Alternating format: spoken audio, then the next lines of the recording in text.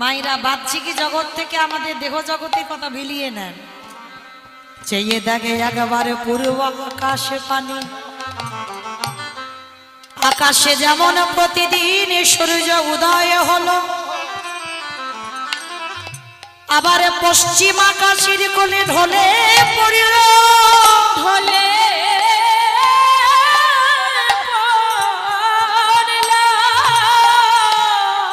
ওরে কলির জ্ঞানন্ধজি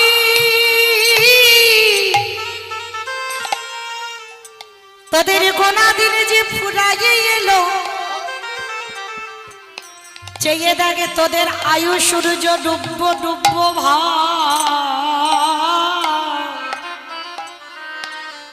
আরে মায়ার মশারি খাটিয়ে কৈশোরে যে বিছানা তৈরি করি, টাকা পয়সার বালিশ মাথায় দিয়ে, টাকা পয়সার মালিক মাথায় দিয়ে ওরে অমন করি ঘুমাস না ভাই, তোদের যে গোনা দিন ফুরাই আসছে, তাই একবারে আমার কণ্ঠে কণ্ঠ মিলিয়ে বল বদনে ভরে কৃষ্ণ বল রে, একেবারে বদন ভরে নিতাই গৌর হরি বল হরি বল হরি বল। বল রে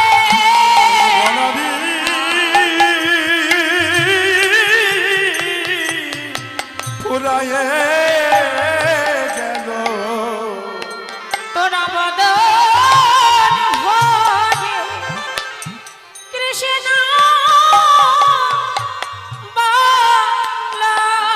আস্তে। প্রেমের ঠাকুর গৌর সন্ধ্যা সুরধনী গঙ্গার তীরে অবতীর্ণ হয়েছেন বাবা। ভগবান কিন্তু জন্ম নেন না, জন্ম কিন্তু বাবা আপনারা আমরা নিয়েছি, ভগবান জন্ম নেয় না। দেখবেন আমাদের পঞ্জিকাতে দেখলে দেখা যায় ভগবানের জন্মাষ্টমী, কিন্তু যারা বৈষ্ণব বৈষ্ণব তালিকায় দেখবেন কোনোদিন জন্মাষ্টমী নয়, তাদের বলা হয় ভগবান কৃষ্ণচন্দ্রের আবির্ভাব তিথি। কারণ বাবা মিলিয়ে কথা বলতে হবে, ভগবান যদি জন্ম নেবে, আপনারা জানেন ভগবানের মা সচী মা কলিযুগে নিমায়, মা সচী মা বাবা জগন্নাথ মিশ্র, তাহলে সচিমার কোলে যে প্রভু উদয় কোলে 10 মাস 10 দিন নয় মা, আপনারা তো আমরা 13 মাস রাখতে পারবার ক্ষমতা আছে গর্ভে সন্তান, 10 মাস রাখবার ক্ষমতা নেই। বৈজ্ঞানিক পদ্ধতিতে সন্তান আগে থেকে তুলে নিতে হবে, কিন্তু ওই যে নবদ্বীপের মেয়েটা যার নাম সচী, গর্ভেতে ছিল ছেলেটা কতদিন? 13 মাস। আচ্ছা বাবা ভেবে রেখেছেন কোনদিন যিনি বিশ্বের স্রষ্টা মালিক, যার কোনো কিছু অভাব ছিল না, যার ইঙ্গিতে বিশ্ব ব্রহ্মাণ্ড চলে, সেই ভগবানের কোনো কর্ম ছিল না, 13টা মাস মার গর্ভে বসে আছে? কি মায়েরা বিশ্বাস হয়? ভগবানের তো আরো জগতে কাজ আছে, তাহলে গর্ভেতে ছিল কে? ভগবান ছিল না, এটা আমাদের ভুল কথা। ভগবান মার গর্ভে ছিল না, গর্ভটা ছিল বাতাসে পরিপূর্ণ। 13 মাস পরে যখন প্রভু আবির্ভূত হবেন না, কোথায়? নিম গাছের তলায়। সচিমা আমার অচৈতন্য হলো কেন? যে আপনাদের মতো মা নয়, আমাদের মতো মা নয়, যে ভগবানের মা, সে কেন সন্তান হবার সময় অচৈতন্য হবে? এটাই হলো তথ্য। ভগবানের মনে মনে ভয় হলো, আমি যে মার কোলে ছিল না, এতদিন আমি মার গর্ভে ছিলাম না, গর্ভটা বাতাস ছিল, আর মার কাছে যদি আমি ধরা পড়ে যাই, তাহলে তো মামাই বাৎসল্য প্রেমে ভালোবাসবে না, সে যে ভালোবাসার কাঙাল। কি বাবা, তাই না? 5টা ভাব, শান্ত দাস্য সখ্য বাৎসল্য মধু। তাহলে এই বাৎসল্য মানে কোন মা যদি সন্তানকে সন্তানের মতো ভালোবাসে, সেই ভালোবাসাটাকে বলা হয় বাৎসল্য প্রেম। তা ভগবানের মনে মনে ভয় এলো, আমি যে গর্ভে ছিলাম না, মার কাছে যদি ধরা পড়ে যাই, মা কোনোদিন আমার ছেলে রূপে ভালোবাসবে? কি মায়েরা আপনারা নিজেরা বিচার করেন, যদি আপনারা আতুর ঘরে বসে থাকেন আর কোথা থেকে ছোট্ট একটা ছেলে নিয়ে যদি আপনাদের কোলে ফেলে দেওয়া যায়, আপনারা সারা জীবন যতদিন বেঁচে থাকবেন মেনে নিতে পারবেন যে ওটা আপনার গর্ভজাত সন্তান? যতদিন না চিতা কাটে পুড়ছেন না ততদিন কিন্তু মেনে নিতে পারবো না যে ওটা আমার সন্তান। কারণ আমি বসেছিলাম, আমার কোলে কে দিয়ে গেল, ওটা আমার নয়। তা ভগবানের মনে ভয় এলো, মা যদি আমায় বাৎসল্য রূপে ভালো না বাসে, ওই জন্য মাকে আমি অচৈতন্য করে দেব। আর অচৈতন্য করে দিই, মার কোলে আমি আবির্ভূত হব। তাহলে মায়েরা কোনোদিন যেন আর বলো না ভুল করে ভগবান জন্ম নেয়। জন্ম আপনারা নেন, আমরা নেই। ভগবান অজনী সম্ভবা, তিনি আবির্ভূত হয়েছে। একই তথ্য লক্ষ্য করুন, কংসের কারাগারে ভগবান 4টে হাত নিয়ে এসেছিল, তাই তো? কংসের কারাগারে আপনারা যখন জন্মাষ্টমী লীলা শুনেছেন, লক্ষ্য করুন, স্মরণ করুন, 4টে হাতে কৃষ্ণ। কৃষ্ণ নয়, নারায়ণ। তাহলে শৃঙ্খলে আবদ্ধ হয়েছিল দেবকী মা। গর্ভটা বাতাস ছিল, সপ্তম গর্ভ নাশ হয়েছে, এইবার অষ্টম গর্ভের ছেলে যে কংসের মৃত্যুর কারণ। তাহলে শৃঙ্খলে বাঁধা মা গর্ভটা কি ভগবান ছিল? না, বাতাসে পরিপূর্ণ ছিল। আর যখন প্রভু আসবেন না, দেবকী মা আমার এমন ঘুম ঘুমালো, জীবনে ওই রকম ঘুম কোনোদিন ঘুমায়। কারণ মা যদি ঘুমিয়ে না পারে প্রভু আসবেন কি করে?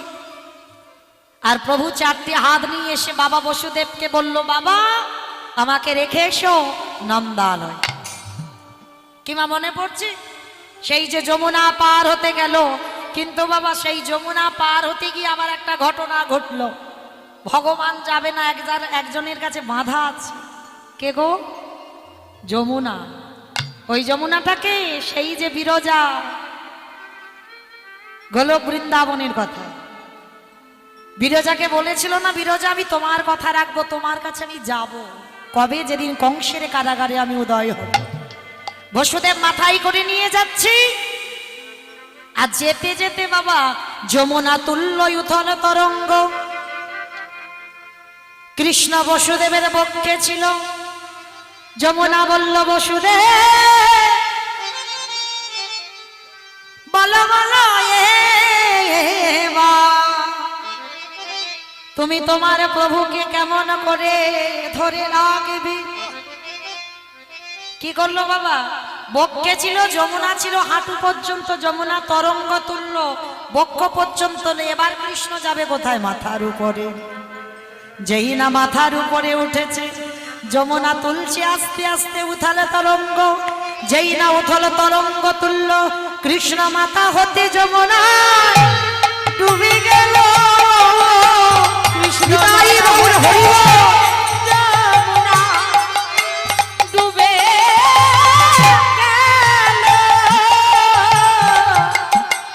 ওমা মনে পড়ছে, যেতে যেতে কৃষ্ণ ডুবে যায়নি, মাথা থেকে পড়ে গেল। গেল কোথায়? ও বেটা গিয়েছিল সেই যে যমুনা মার কাছে। যমুনার কাছে গিয়ে বলল, যমুনা আমায় ছেড়ে দাও, আমায় বাবা বড় ডাকছে, খুঁজছে, আমাকে যেতে হবে। কারণ আমি যে গীতাই বলেছি, যাদা যাদাহি ধর্মস্ব গ্লানির ভবতি ভারত অভ্যুত্থানে অধর্মস্য তদা দমনসৃজম পরিত্রাণায় সাধুনাং বিনাশায় দুষ্কৃতাং ধর্ম সংস্থাপনায় সম্ভবামি যুগে যুগে। তাই গৌর হরি বল, হরি বল। যুগে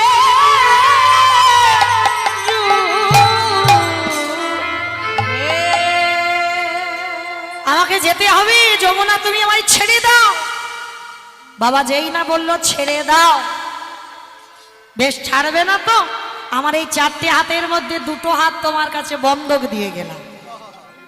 2টো হাত যমুনার কাছে দিয়ে কৃষ্ণ বলছে, যমুনা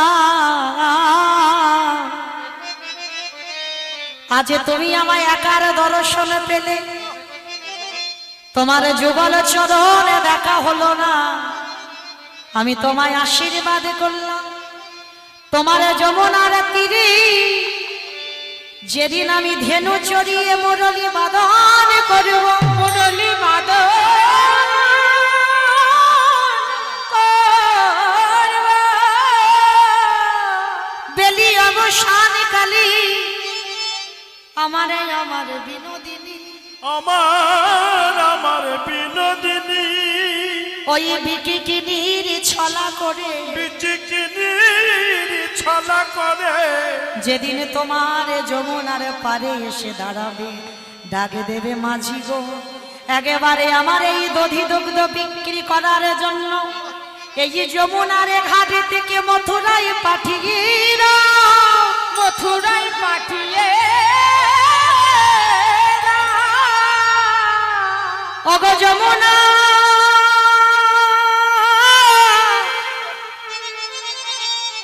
সেদিন তোমার তীরে আমি সৃষ্টি করব একটা তরণী,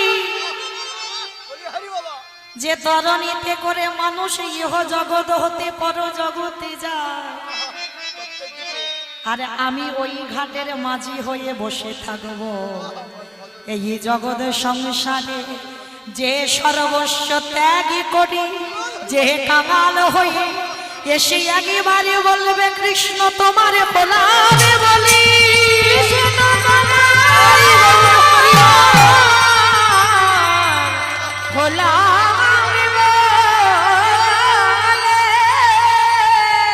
আমি মাঝি হয়ে বসে রইলাম, যে জন সর্বত্যাগ করে আমার ঘাটে দাঁড়াবে, আমি অচিরে তারে পারে করে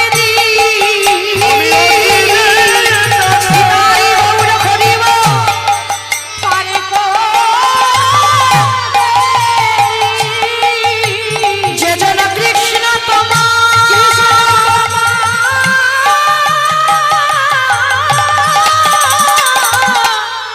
ভোলাবে বলে আমি অচিরে হরি বল হরি বল।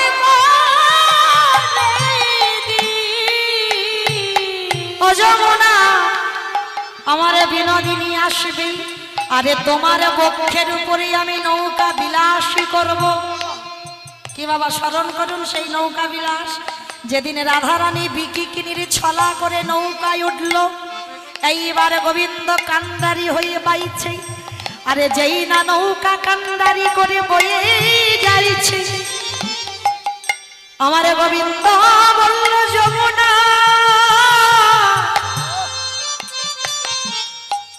এই তো তোমার চরণ ধরবার সুযোগ, এইবারে তুমি তোমার তলয় উথল তরঙ্গ, যেই না উথল তরঙ্গ তুলল, ওই যমুনাই নৌকা টলমল করি, এইবার গোবিন্দ বলল না রে, তোমার নির্বসন খুলে দাও, কারণ ওই দেখো দেখো আকাশের মেয়ে তোমার নীলে বসনে দেখে মনে করছে যেন তুমি আর একটা মেঘে হয়েছ, তাই মেঘে যে আমাদের কাছে ধরবারে লাগিয়ে আসি, এইবার বিনোদিনী আমার ওই নিজ পরনের অঙ্গ বসনে খুলে দিয়ে, যেই না সর্বস্ব ত্যাগ করি, অমায়েরা জগতে যে বসন পড়িয়াছে ও বসন নয়। গোবিন্দ কেন বলবে ওই আমাদের যে বসন পড়িয়াছি এ বসন খুলতে? একবারও বলিনি এ বসন খুলতে। কোন বসন? কামে কাঞ্চনে আসক্ত, যারা বিষয়ে বিষয়ে আসক্ত, এই কলুষিত মনে ঈশ্বরের প্রতিফলন হবে না। তাই রাধে গো, তোমার কামনা বাসনার ময়লার বসন ত্যাগ করে দাও, সব কিছু কৃষ্ণ চরণে নিবেদন করো। রাধারানীর বুঝতে দেরি হলো না, বসন ত্যাগ করে দিয়ে গোবিন্দকে যেই না হৃদয় তুল্য, ওই যমুনা তুল্য উথল তরঙ্গ, আর ওই তরঙ্গেতে ভাসিয়ে দিল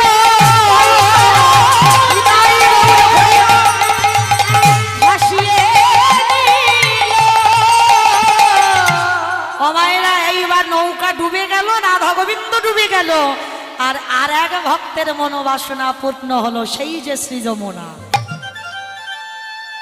যেদিন ভগবান আবির্ভূত হলো সেদিন একার চরণ পেল, আর নৌকা বিলাস লীলা করে যমুনা যুগল চরণ আজ হৃদয় ধরল।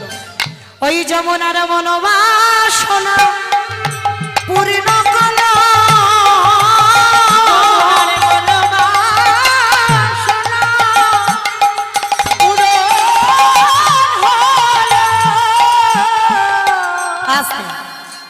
তাহলে বাবা ভুলে গেলে হবে না, ছিলাম কোথায় না? ভগবান জন্ম নেয় না, ভগবান আবির্ভূত হন।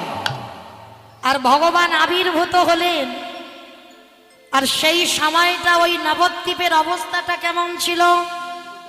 আচ্ছা বাবা, যিনি সত্যতে নারায়ণ, যিনি ত্রেতার রাম, যিনি দাপরের কৃষ্ণ, তিনি তো কলিতে গৌর। কি মায়েরা ভুল বললাম? আমার থেকে আপনারা বেশি তথ্য জ্ঞান। তাহলে যিনি নারায়ণ, যিনি রামচন্দ্র, যিনি কৃষ্ণ, তিনি গৌর। তাহলে রামচন্দ্র অবতারী তিনি বড় লোক হলো, নারায়ণ অবতারী বড় লোক হলো, কৃষ্ণ অবতারী বড় লোক হলো, কলিকালে গৌর অবতারী কাঙাল হলো কেন? কি মায়েরা? কারণ তো একটা আছে। কারণ যদি না থাকতো তাহলে কাঙালের ঠাকুর হবে কেন কলিযুগে? ভেবে দেখেন বাবা, একটা 24 বছরের ছেলে একটা 60 বছরের মায়ের পা ধরে বলতে পারে তুমি কৃষ্ণ বলো। 24 বছরের ছেলে 80 বছরের বাবার পায়ে ধরে বলতে পারে তুমি কৃষ্ণ বলো। তাহলে ভগবান হয়ে, বৃষ্টির স্রষ্টা মালিকই হয়ে, তিনি কেন ধুলায় গড়াগড়ি দিয়ে বলবে তোমরা কৃষ্ণ বলো? কি বাবা, প্রশ্ন আমার জায়গায়। ভগবান হয়ে পায়ে ধরতে পারে, হাতে ধরতে পারে, এটা মেনে নেওয়া যায়। ভগবান হয়ে ধুলা মাখবি কেন? কারণটা কি? আগে জানতে হবে বাবা, কৃষ্ণ কেন কলিকালে গৌর হয়েছে। 64টা প্রমাণ, সারা রাতে ফুরাবে না বাবা। কৃষ্ণ কেন কলিকালে গৌর হলো 64টা প্রমাণ আছে, সারা রাতে ফুরাবে না। কারণ বাবা, একটা বলতে বলতে আর একটা বেরিয়ে আছে, সেটা বলতে হবে। তার মধ্যে প্রথম কারণটা বলি, কেন কৃষ্ণ কলিকালে গৌর। আজ আমাদের প্রশ্ন এক জায়গা বাবা, ভগবান হয়ে তিনি ধুলা মাগলেন কেন? কারণটা কি? নিজে আচরি ধর্ম জীবেরই শিখা। নিজে না বললে তো জীব বলবে না। নিজে যদি না কৃষ্ণ বলে না কাঁদে, জীব তো কাঁদবে না। নিজে যদি সাধুগুরু বৈষ্ণবদের সম্মান না জানায়, এই জগতের জীব কেউ সাধুগুরু বৈষ্ণবদের সম্মান করবে না। যার জন্য প্রেমের ঠাকুর গৌরী সুন্দর সুরধনী গঙ্গার তীরে ধুলায় গড়াগড়ি যাচ্ছে। ও মায়েরা, এই আমাদের মতো মেয়েরা, আমাদের মতো ছেলেরা, অল্প বয়সের ছেলেরা, এরা মানে না যে গুরুজনের চরণ ধুলার ক্ষমতা কতটা, পিতামাতার চরণ ধুলার শক্তি যে কত, একজন বৈষ্ণবের চরণের ধুলার যে কত শক্তি, কত ক্ষমতা, এই আমাদের মতো ছেলে মেয়েরা আমরা বুঝি না বাবা, মানিও না। কিন্তু বাবা মেনেছিল মহাভারতে যুধিষ্ঠির মহারাজ। ভগবান মহাভারতের পাতায় যুধিষ্ঠির দ্বারা প্রমাণ দিল, হে কলির জ্ঞানন্ধজি, তাকিয়ে দেখো, যে সত্যবান সত্যনিষ্ঠা পুরুষ, যে ধর্মপুত্র যুধিষ্ঠির, যে কোনোদিন অধর্ম করেনি, যে পুরুষটি সশরীরে গেল স্বর্গে, সেই যুধিষ্ঠির দ্বারা জগৎ আমি কিভাবে শিক্ষা দিয়ে যাচ্ছি। কবে প্রমাণ দিল জানো? যে গুরুজনের চরণের ধুলার শক্তি কতটা। কুরুক্ষেত্রের মাঠে যেদিন যুদ্ধ শুরু হবে, যুদ্ধের ঠিক প্রারম্ভে ভগবান কৃষ্ণ ডাক দিল, যুধিষ্ঠির, ও যুধিষ্ঠির দাদা, যুধিষ্ঠির দাদা, এখনো তুমি গুছাওনি, তাড়াতাড়ি তুমি সেজে নাও, তোমাকে যেতে হবে ওই ধর্মক্ষেত্রে, কুরুক্ষেত্রে, বিলম্ব করো না। প্রস্তুত হয়ে গেল, যুধিষ্ঠির মহারাজ সকাল হলে যাবে ধর্মক্ষেত্রে কুরুক্ষেত্রে, কিন্তু বাবা যুদ্ধে যাওয়ার আগে যুধিষ্ঠির মহারাজ একটা কথা বলেছিল কৃষ্ণকে, কৃষ্ণ রে তোর কাছে আমার একটা নিবেদন ভাই, সকাল হলে আমি তো চলে যাব ওই কুরুক্ষেত্রের মাঠে, ক্ষণকাল তুই বিলম্ব কর, ক্ষণকালের জন্য আমি আমার বড় মার কাছে যেতে চাই। চমকে উঠল ভগবান কৃষ্ণ, অসম্ভব, শুভ কাজে যাওয়ার আগে তুমি ওই মানুষটার মুখ দেখে যাবে যে মানুষটা জীবনে তোমার ভালো চাই না, সারা জনম তোমার অমঙ্গলে চাই, সারা জনম।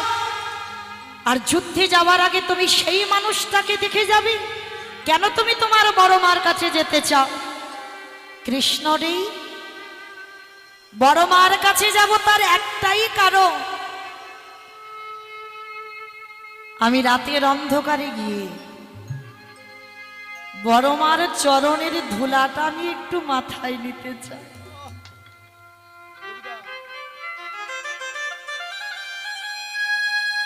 এই হলো ধর্মপুত্র। দেখেন বাবা কোনোদিন অধর্ম করেনি, যেই না বড় মার চরণের ধুলার কথা বলেছে না চমকে উঠেছে, অসম্ভব, অসম্ভব। যে মেয়েটা সারা জনম ঠাকুরের কাছে মাথা ঠুকেছে কবে তোমার মৃত্যু হবে, আর তুমি কিনা শুভ কাজে যাওয়ার আগে ওই মেয়েটার পদধূলা নেবে? এটা হয় না কৃষ্ণ। কথাটা শুনে আমার যুধিষ্ঠির মহারাজ বলেছিল কৃষ্ণ রে এই কথাটা সবার মুখে মানায় কিন্তু তোর মুখে নয়। আমি জানি আমার বড় মা ভালো নয়, জানি আমার বড় মা মঙ্গল চায়, তথাপিও আমি আমার বড় মার পদধূলাটা নেব। কেন নিতে চাও? কৃষ্ণ রে আমি যাচ্ছি শুভ কাজে, সে যে আমার বড় মা, আমার মায়ের থেকেও বড়, আর আমি যদি শুভ কাজে যাবার কালে আমার বড় মার পদধূলাটা আমার শ্রী অঙ্গে না নিই, আমার মাথায় ধারণ না করি, কৃষ্ণ ওই যুদ্ধে গিয়ে কোনোদিন আমি জয়ী হতে পারবো না। বাবা বিশ্ব ব্রহ্মাণ্ডে যা যা কিছু ঘটে সবই তো তার ইচ্ছাতে ঘটে, এটা আমরা মানতে পারি না। এই যে যুধিষ্ঠির মনের পরিবর্তন, এটা কি যুধিষ্ঠির একা একা করেছে? অত সোজা নয়, ভগবান মনে করিয়েছে তবে তো মনে হয়েছে।